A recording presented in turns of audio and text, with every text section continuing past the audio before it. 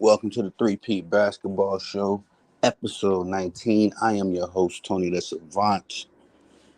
Ladies and gentlemen, we have just witnessed a chess match. And I'm gonna brag a little bit, all right, because I'm a second generation chess master. All right, my dad was a chess master, taught me the game. By 17, I was pretty formidable for a young lad.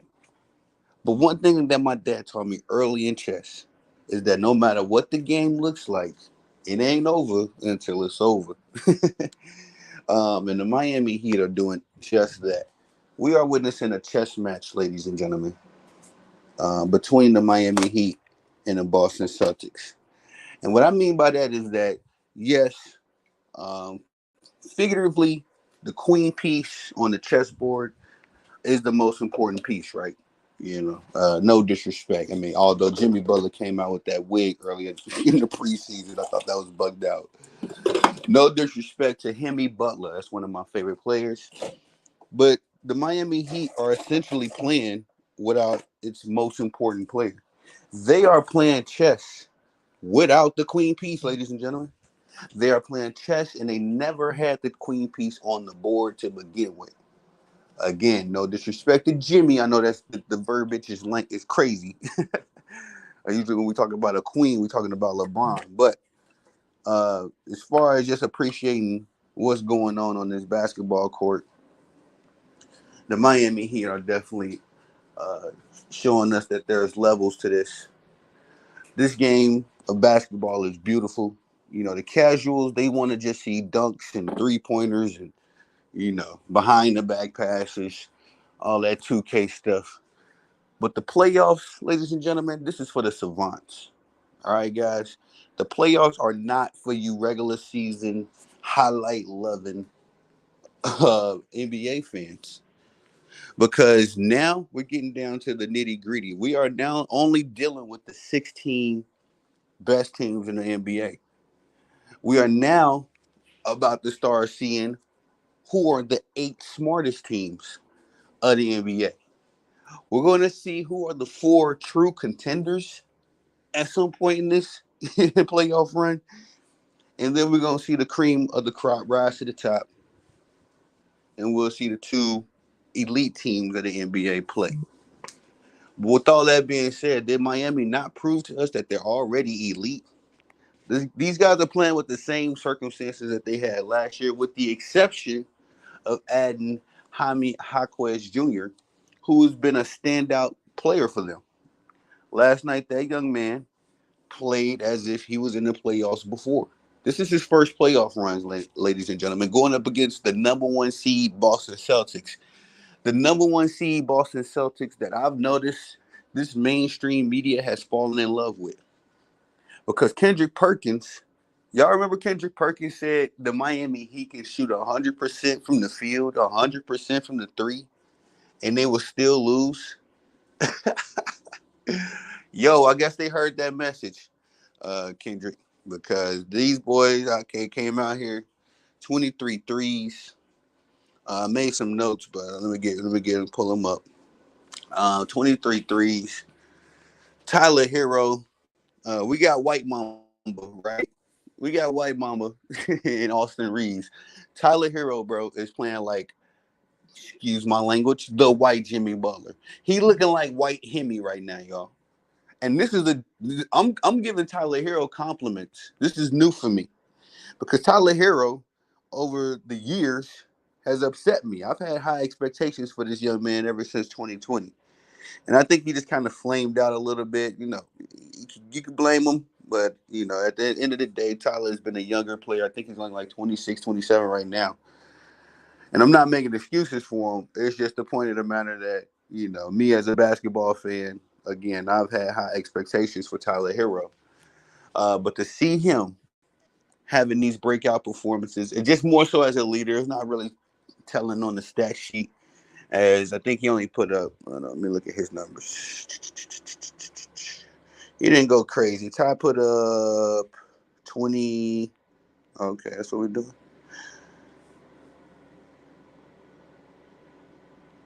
Sorry, let me look at this. Yeah, 24. Yeah, I think he put about that. I think he put about 21 or 24 last game as well. So, point I'm making about Tyler Hero, man, is that I am happy to see him finally stepping up, bro.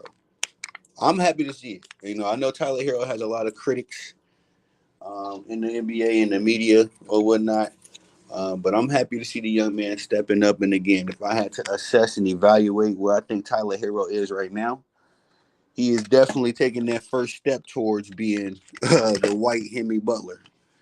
Because last night he was hitting big shots, just being a leader, on the court. It was the Miami Heat. They do it again by committee. They I mentioned this before. Like they don't. Their offensive game plan, Eric Spoelstra's system, does not. Um, is not predicate. It doesn't invite one guy scoring 40 points. I mean, it can happen with somebody like with someone as skilled as a Jimmy Butler, you know. But the Miami Heat offense is not centralized on one guy getting the ball and scoring, 30, 40 points. It's really predicated on everybody, them doing it by committee and defense. Uh, Now, last night I did not care for all the 3-pointers. Y'all know me. My sports philosophy when it comes to 3-pointers is about 20, 25 a game. Just because if you're not hitting them, you can shoot yourself out of the game. And if you are hitting them, then, it's great. But unless you're the Golden State Warriors of the 2014 to 2018 ilk, one of those moderations of that team, you're not one of those teams with the tandem of the Splash Brothers and perhaps the addition of a Kevin Durant. I don't understand why these guys get so hung up on shooting so many threes. Again, that's my philosophy. If you're hitting them though, I guess you can just keep taking them. I'm not going to argue with you if you're hitting threes because the Miami Heat, they definitely hit close to about 50% of their threes last night, I believe. I think they went 23 of 43 from the line, if I'm not mistaken. Sorry, I'm making my coffee. Get back to my notes. But just a team effort, man. I'm gonna read down the stats. Caleb Martin was a big factor last night. Eric Spoelstra he must be listening to my videos or something because in the NBA Finals last year I said that if Caleb Martin could play, they can get typical production out of Jimmy Butler and Bam. If Caleb Martin could be the X factor that we're seeing right now, I still would have probably picked Denver last year to win the NBA championship, but that series would have went longer. That series would have easily went 5. I mean, went 6. So at this end of the day, if Caleb Martin is balling the way he's supposed to ball, he can play good enough to affect the game to get Miami a win, at least one win in a series. And, if you got your stars, you got Bam playing like he played last night. If Tyler can continue to take this developmental step forward that he's been taking, really showing himself as an eligible leader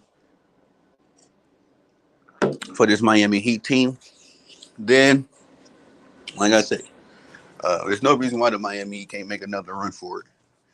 Boston Celtics, man, again, I think they're starting to become a media darling. Not starting, but I think they've garnished a lot of love and attention. Hold on one second, Charlie. Let me set up the tripod so we can work.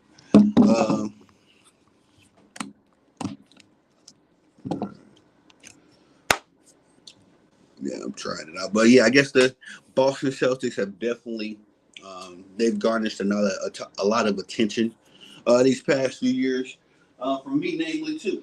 You know what I mean? I like what the Boston Celtics are doing. Oops, snaps. I gotta find my light, y'all. On the light. All of the lights, all of the lights. But anyway, I like what the Boston Celtics have been able to engineer over the years for sure. I don't see why, the Boston Celtics haven't been able to get them a championship within these last 4 or 5 years. But considering the landscape of the NBA, Giannis not being 100% healthy, Joel Embiid not being 100% healthy, Jimmy Butler not being 100% healthy. What better time than now than the Boston Celtics to win a championship? I mean, they sealed up the number one seed like way back before the All-Star break, you know. So I'm capping. It was a little bit after the All-Star break, so they literally had nothing really to play for up until this point. And I'm just like, you guys got the best.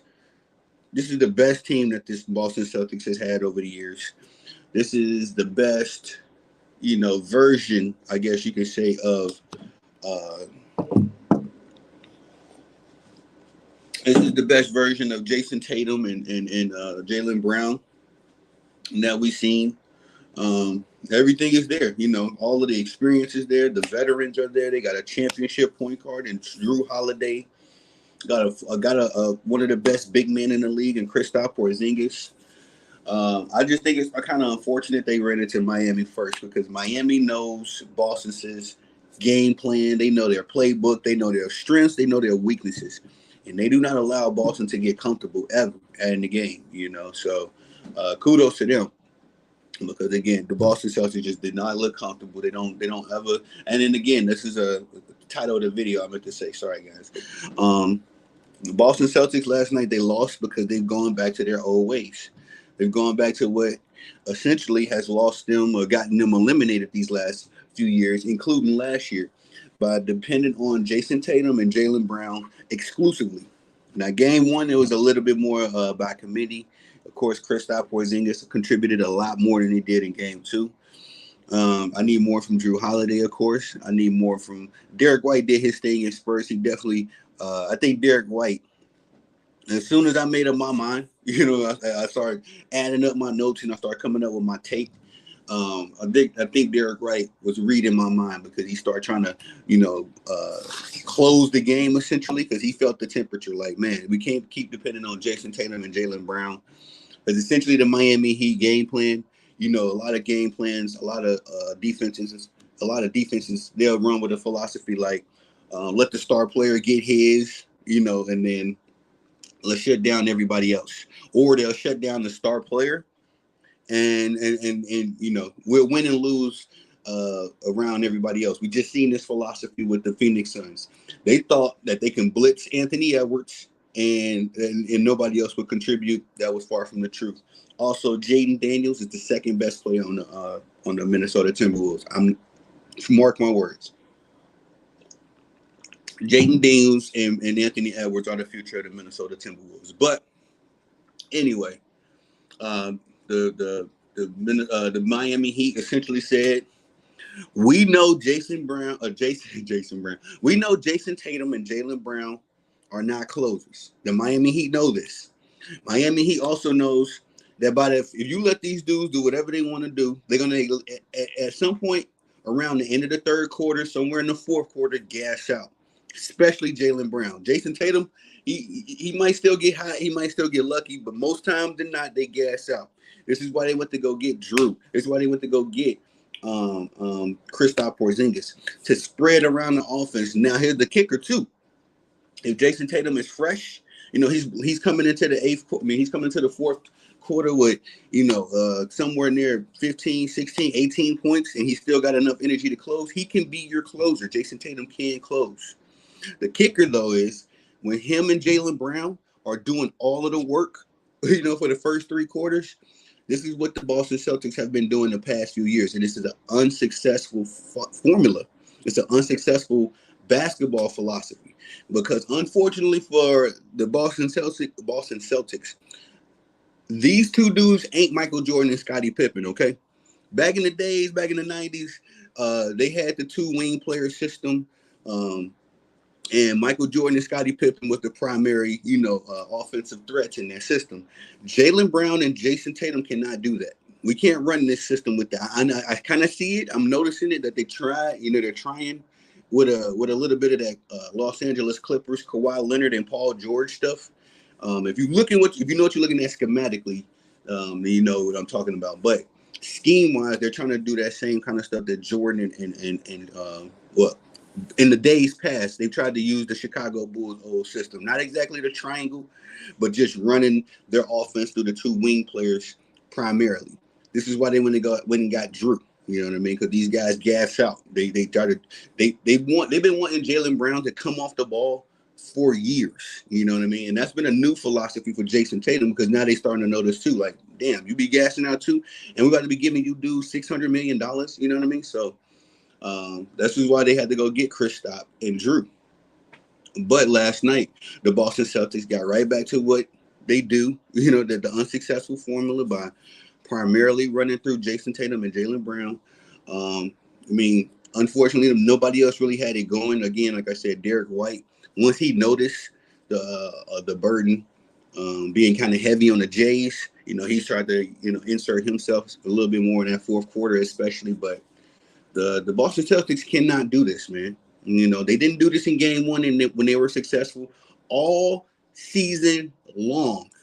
Ladies and gentlemen, know the Peat game that Jason Tatum and Jaylen Brown took a step back statistically, but the Boston Celtics took a step forward as a team.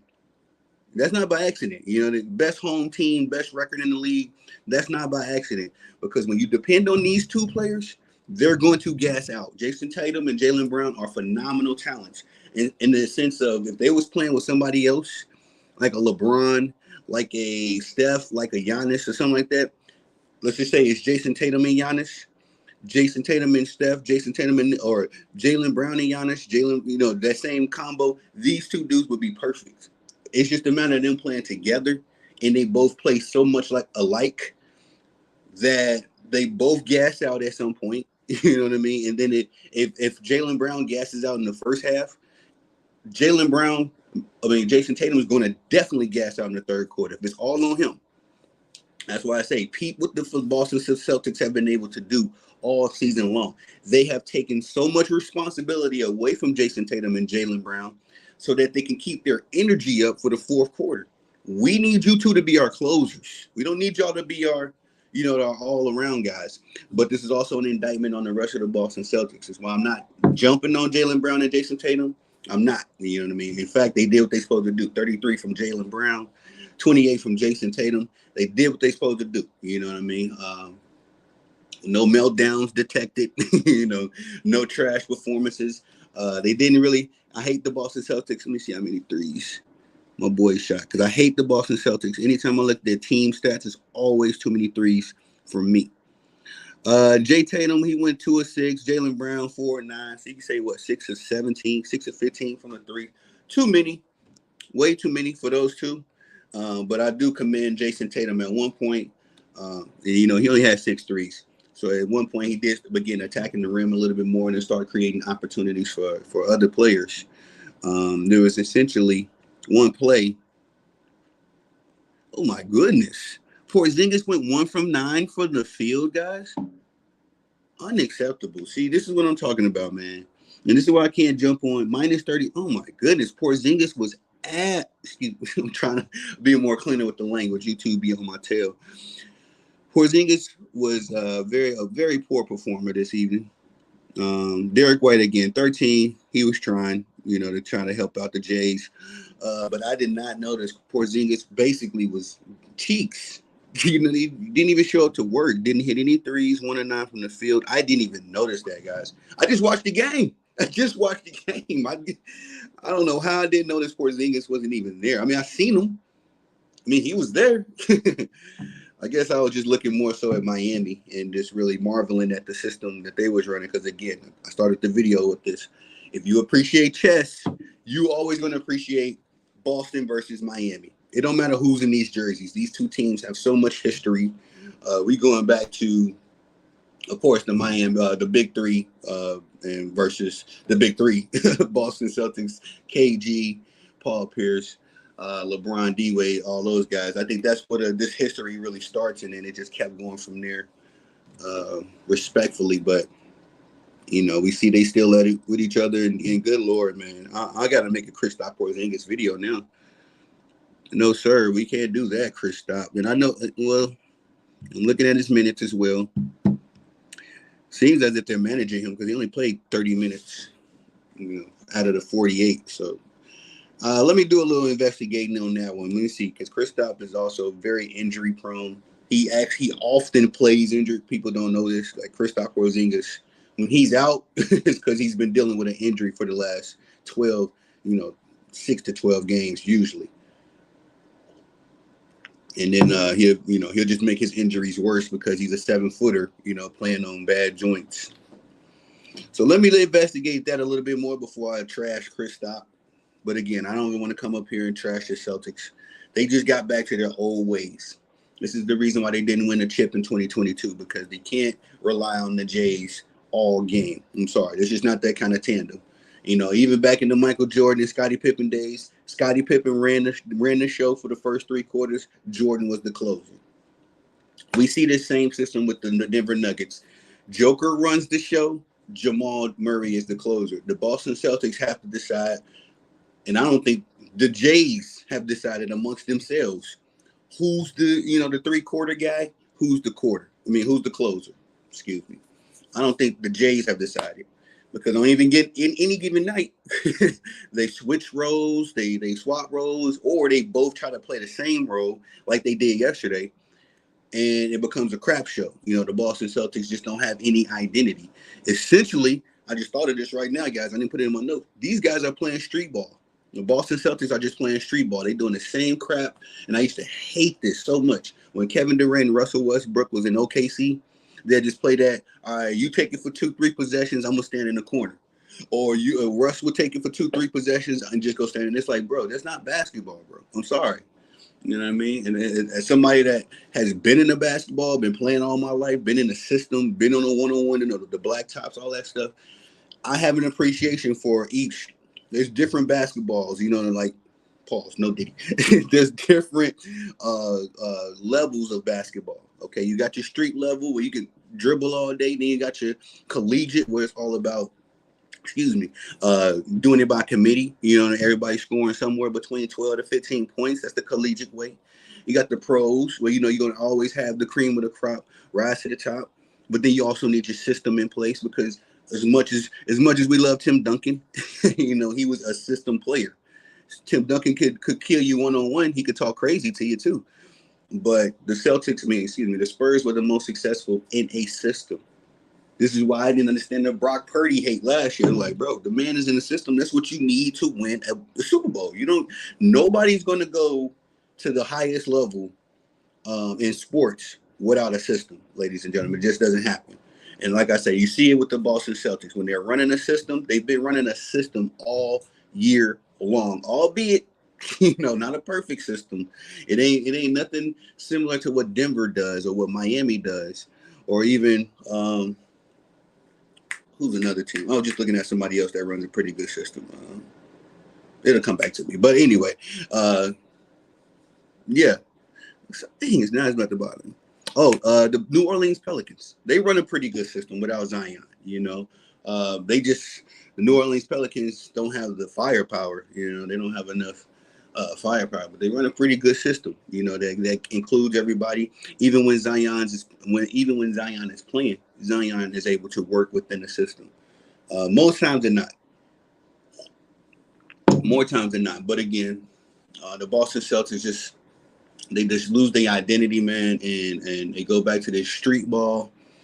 And this is why the Miami Heat have always been able to get their number. If y'all noticed last night, it got to a point where the Miami Heat, around the middle of the fourth quarter, Bam just kept going right to that sweet spot, right, around the free throw line and taking middies. You know what I mean? Whether it was at the top of the key or right underneath the free throw line, because that right there, ladies and gentlemen, that little area, now we finna do some mind the game. That is the Miami Heat weak spot. Right there in that free throw, they can't defend it. The Boston Celtics. The Boston Celtics cannot defend it. Now, Drew by himself and Derek White, they can defend you behind that 3-point line. Excellent perimeter defenders for the most part. But if you can break them down and you can get to that next level in that mid range right before you get into the paint, you can kill the Boston Celtics all day right there, because Jaylen Brown and Jason Tatum don't have the instincts enough to cover that area, like Michael Jordan and Scottie used to do, or who the best team I've ever seen cover the mid-range, that area was the bad boy Pistons. The bad boy Pistons wouldn't let you get no middies off because they just had the talent and the length to cover that mid-range area, which is why they gave Michael Jordan so many problems for so long, because Jordan was a mid-range artist, you know what I mean? Also athletic as hell, but when if you was beating him up, you couldn't get him. He couldn't get his layups up. He would just do that little stop and pop. But the bad boy Pistons was so good that they was eliminating his athletic, advantages and his mid-range advantages. Just by mucking up the game a little bit, but also with strategy. Again, if you know what you're watching, you know what you're watching. But nonetheless, Boston is I'm not gonna say they're in trouble, man. I made a quick video after the first game. Shout out to my boy Omar, the sports professor, because we got to chop it up after the first game. He's a big Boston Celtics guy. I made a video though, just letting everybody know in Celtic Nation, just relax, don't overdo it. Y'all beat a Miami Heat team without Jimmy Butler that has your number. You know what I mean? It don't, like I say, it doesn't matter who's in that Miami Heat jersey. Pat Riley, Eric Spoelstra, and that organization have a copy of the Boston Celtics playbook. Are you hearing me? Like they know what these fools are trying to do, want to do, all that. And this is what makes it such a delicate chess match. Is because when I know what your strategy is, and this is how I know. I used to have my best friends. You go play one-on-one in the backyard. When I know what your strategy is, you know what my strategy is. It's all about will.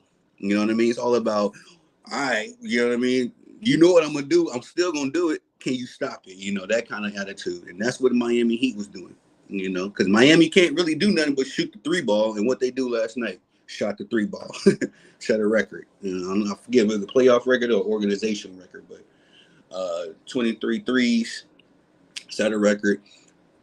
They did what they, you know what I'm saying? They knew what the Boston Celtics was going to do. They knew what the weak spots in Boston Celtics defense is, where it was, and they capitalized on it. So, again, Celtics Nation, I don't feel like there's any reason to panic on y'all's end. This is going to be a bare knuckle fist fight.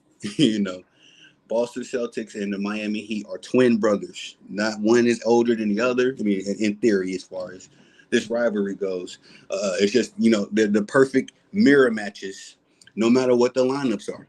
Okay, it's just a matter of the fact that when I suit up in this jersey and y'all suit up in that green, or vice versa, y'all suit up in the Heatle stuff, and it's going to be a war between these two organizations. And if nothing else has proven that to you last night, and if that ain't good enough for you, just do a short, brief history again, going back to Kevin Garnett, Paul Pierce Celtics versus the LeBron James and D-Wade Heat, and get your popcorn ready, because this story goes back some ways.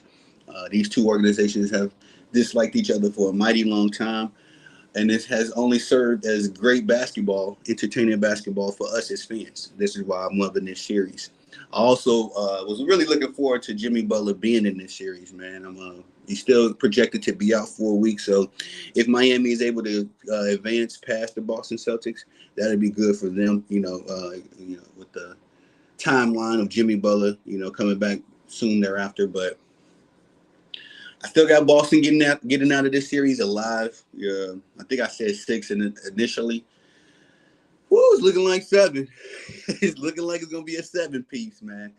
It's gonna look like a repeat of last year's Eastern Conference Finals. So, Celtics Nation, just get ready, man. You know what I mean? Get your barbed wire, get your brass knuckles. Start breaking you a couple beer bottles, because Miami Heat's coming to fight. They coming to fight. They coming to fight dirty, and they bringing their lunch. They ready to fight all game long. So, albeit, like I said, I still got the Celtics in 6. I don't think there's any reason to panic. Just another one of those chess matches. So we'll see what happens. I believe Game 3 is tomorrow or Saturday.